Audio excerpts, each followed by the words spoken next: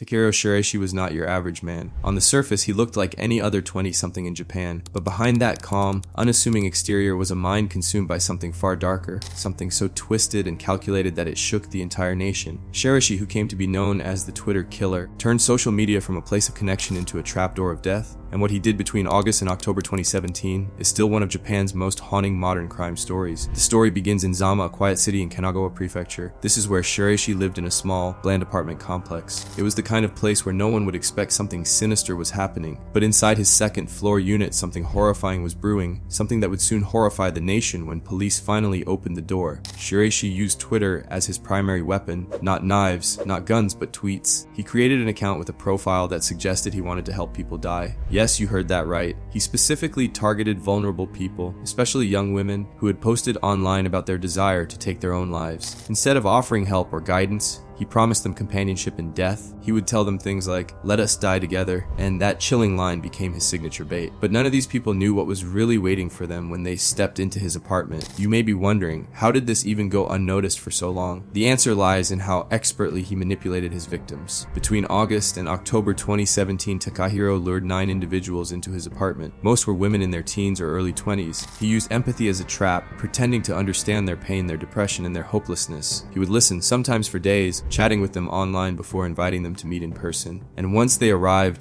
entered his apartment, they never left. Now here's where things turned from chilling to outright horrifying. Shiraishi did not just kill his victims, he dismembered them. After strangling them, he would cut up their bodies, storing the remains in coolers, boxes, and even cat litter to mask the smell. Police later found over 240 bones in his apartment. Let that number sink in, 240. And for weeks, his neighbors had noticed a foul smell, but did not think to investigate further. They assumed it was garbage, or perhaps a dead animal. No one guessed that they were living next to a serial killer with a freezer full of body parts. The case only came to light because of a brother's persistence. A young woman went missing after posting online about her suicidal thoughts. Her brother gained access to her social media accounts and discovered messages exchanged with a man on Twitter. That man was Takahiro Shiraishi. He reported this to the police, and on October 31st, 2017, they entered the apartment and discovered a scene so gruesome it made front page headlines across Japan and the world. Inside that tiny room were coolers filled with heads, arms, and legs, bloodstained tools, a bed as if nothing strange had happened there. The entire apartment smelled of death. When officers questioned him, Shiraishi confessed almost immediately. He told them, "Yes, I killed them. I did it for sexual pleasure. I wanted to see how people looked when they died." That sentence alone is enough to keep anyone awake at night. But here is what is even more terrifying. Shiraishi claimed that all of his victims consented. He said that each person he killed had agreed to die with him.